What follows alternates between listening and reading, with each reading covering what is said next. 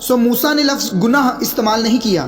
روح القدس نے ظاہر کیا کہ یہ گناہ تھا۔ موسیٰ یہ کہتا رہا درخت سے پھل کو کھایا تھا اور مر گئے، درخت سے پھل کو کھایا تھا اور مر گئے، اور سانپ تھا۔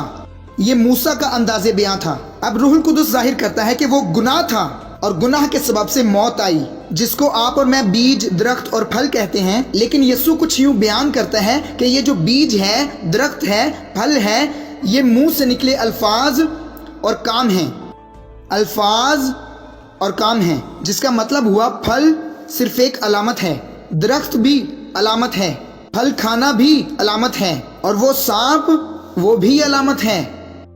اسی لیے بائبلی آیات کی صحیح سے تفسیر ہونی چاہیے۔ سانپ لفظ وہاں پر حقیقی نہیں ہے، سو یہ کہنا بند کریں کہ سانپوں کی وجہ سے برائی آئی ہے۔ سانپوں کے متعلق یہ مت سوچیں، کچھ لوگ تو سانپ کھاتے بھی ہیں۔ اس نے یہ نہیں کہا سنیکس، وہاں پر لکھا ہے دی سرپنٹ، سانپ، دی سرپنٹ۔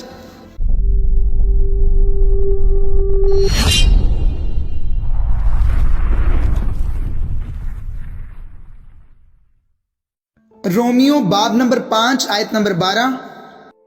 پس جس طرح ایک آدمی کے سبب سے گناہ دنیا میں آیا اور گناہ کے سبب سے موت آئی، اور یوں موت سب آدمیوں میں پھیل گئی، اس لیے کہ سب نے گناہ کیا۔ اس لیے اب روح القدس ہمیں بتاتا ہے کہ پیدائش کی کتاب میں جو ہوا تھا وہ اصل میں گناہ تھا، اور گناہ کے سبب سے موت آئی، گناہ اور گناہ کے سبب سے موت آئی۔ آئیں دیکھتے ہیں کہ پالوس رسول کیسے روح القدس کی مدد سے ہمیں وضاحت کرتا ہے۔ رومیو 5:19، کیونکہ جس طرح ایک ہی شخص کی نافرمانی سے بہت سے لوگ گناہ گار ٹھہرے، اسی طرح ایک کی فرما برداری سے بہت سے لوگ راست باز ٹھہریں گے۔ یہاں نافرمانی لفظ کا مطلب ہے یقین نہ کرنا، جس کا مطلب ہے انسان نے احتیاط نہیں برتی، یعنی انسان نے خدا کا یقین کرنے سے انکار کر دیا، جس کو انگلش میں کہتے ہیں unbelief، یقین نہ کرنا۔ اس نے یقین نہ کیا، اس لیے اس کا مطلب یہ ہوا کہ خدا نے انسان کو کچھ دیا لیکن انسان نے وہ قبول نہ کیا۔ اور آپ جانتے ہیں اس کا ذکر موسیٰ نے نہیں کیا، کیونکہ موسیٰ جو تھا وہ عکس کے ذریعے سکھا رہا تھا۔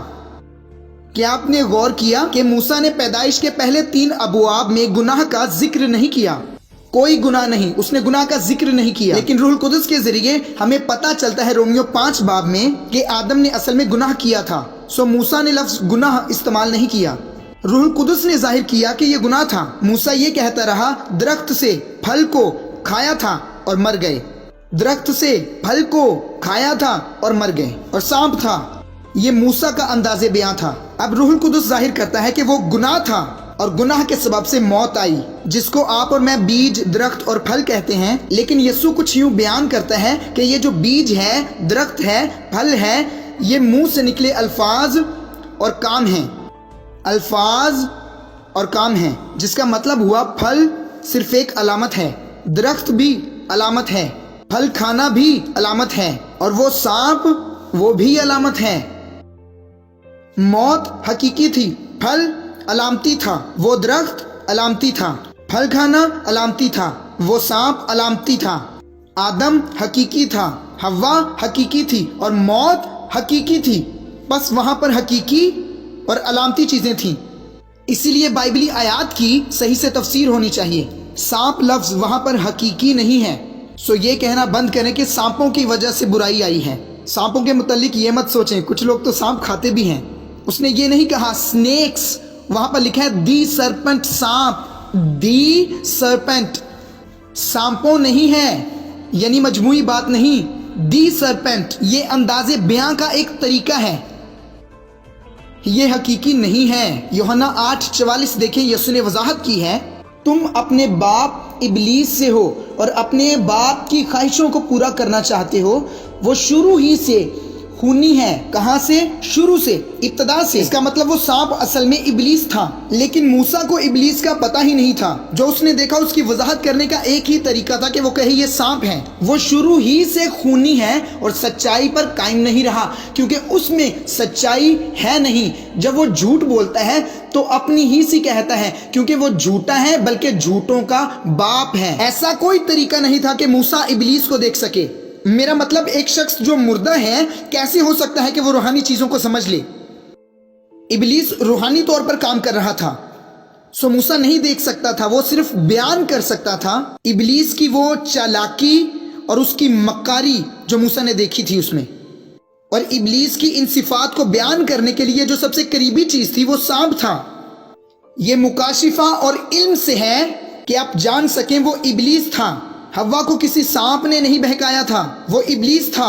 میں آپ کو اور چیزیں بھی دکھا سکتا ہوں۔ پہلا یوحنا 3 باب اور اس کی 11ویں آیت میں آپ دیکھیں گے کہ یوحنا کیسے وضاحت کرتا ہے کہ قائن اور ہابل کے ساتھ کیا ہوا تھا۔ کیونکہ جو پیغام تم نے شروع سے سنا وہ یہ ہے کہ ہم ایک دوسرے سے محبت رکھیں، اگلی آیت، اور قائن کی مانند نہ بنے جو اس شریر سے تھا اور جس نے اپنے بھائی کو قتل کیا۔ اور اس نے کس واسطے اسے قتل کیا؟ اس واسطے کہ اس کے کام برے تھے اور اس کے بھائی کے کام راستی کے تھے۔ سو قائن اور ہابل کے واقعہ میں ابلیس کام کر رہا تھا۔ لیکن جب آپ پیدائش کی کتاب میں جاتے ہیں تو آپ صرف ایک بھائی کو دوسرے بھائی سے لڑتے دیکھتے ہیں، اور یہ کہ ایک بھائی نے دوسرے بھائی کو قتل کر دیا۔ لیکن یہ نیا عہد ہے جو ظاہر کرتا ہے کہ وہاں پر ابلیس تھا جو قائن کو اکسا رہا تھا کہ وہ ہابل کو قتل کرے۔ تبھی تو اس کے بارے میں کہا گیا ہے کہ وہ شروع ہی سے خونی ہے۔ لیکن پیدائش میں آپ کو ایسا نظر نہیں آتا۔ یہ صرف مکاشفہ ہی ہے جس سے ہم پرانے عہد نامہ کی علامتوں اور عکس پر مبنی چیزوں کو سمجھتے ہیں۔ دوسرا کرنتھیوں 11 باب اور اس کی 3 آیت دیکھیں۔ لیکن میں ڈرتا ہوں کہیں ایسا نہ ہو کہ جس طرح سانپ نے، دیکھا آپ نے، جس طرح سانپ نے اپنی مکاری سے حوا کو بہکایا، اسی طرح تمہارے خیالات بھی اس خلوص اور پاک دامنی سے ہٹ جائیں جو مسیح کے ساتھ ہونی چاہیے۔ سانپ یعنی ابلیس کی بات ہے۔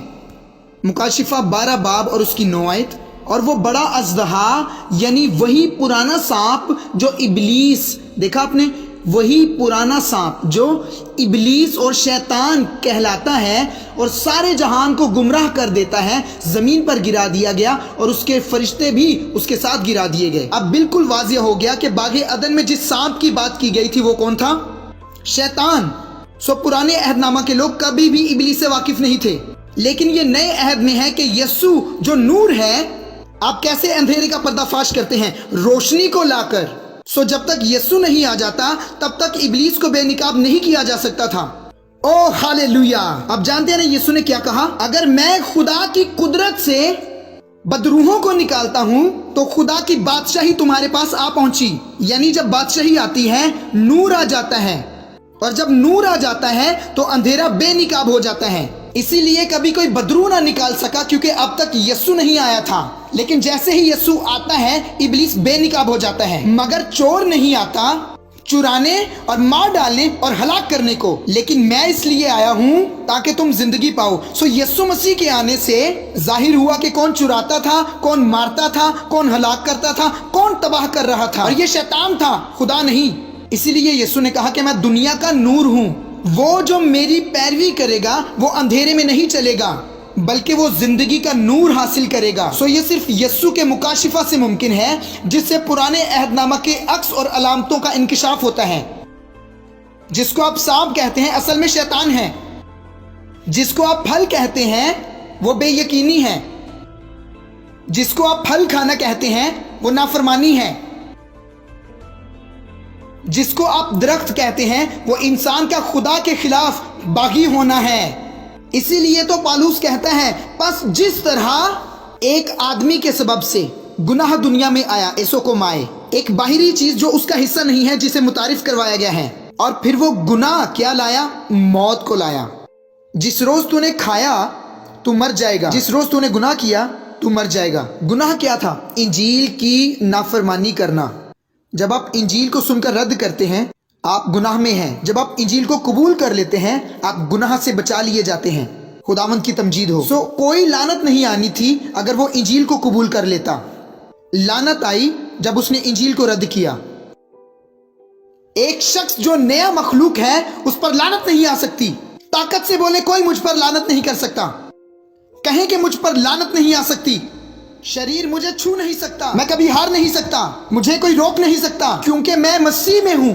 جب مسیح میں ہوں تو کوئی لعنت نہیں آئے گی، صرف برکت۔ ہاللویا! اسرائیل پر لعنت کے لیے بلعام کو بلایا، اور یہ پرانے عہد نامہ کی بات ہے، یسوع مسیح کی موت سے پہلے۔ پرانے عہد نامہ میں یسوع مسیح کے مرنے سے پہلے انہوں نے بلعام کو بلایا اسرائیل پر لعنت کے لیے۔ بلعام نبی نے کہا ہے خدا نے انہیں برکت دی ہے، میں ان پر لعنت نہیں کر سکتا۔ ایک بابرکت شخص پر کبھی لعنت نہیں آ سکتی۔ کیا آپ مسیح میں ہیں؟ اگر آپ مسیح میں ہیں تو آپ برکت میں ہیں، اور جب آپ برکت میں ہیں آپ پر لعنت نہیں آئے گی۔ برکت اور لعنت دونوں ایک جگہ نہیں رہ سکتی، یا تو آپ لعنتی ہو سکتے ہیں یا بابرکت۔ میں آپ سے بات کر رہا ہوں، نور اور تاریکی دونوں ایک جگہ نہیں رہ سکتے۔ نور جب آ جاتا ہے تو تاریکی کو نکلنا ہی پڑتا ہے۔ جس روز مسیح آپ میں آیا تھا نور آپ میں آیا تھا، اور جس روز نور آپ میں آیا آپ ہر لعنت سے آزاد ہو گئے، کیونکہ زندگی کے روح کی شریعت نے مسیح یسوع میں مجھے آزاد کر دیا ہے گناہ کی اور موت کی شریعت سے۔ پس قائم رہو اس آزادی میں۔ تم آزاد رہنے کے لیے آزاد کیے گئے، اور دوبارہ غلامی کے جوئے میں، اس جوئے میں نہ جتو۔ کہیں جلال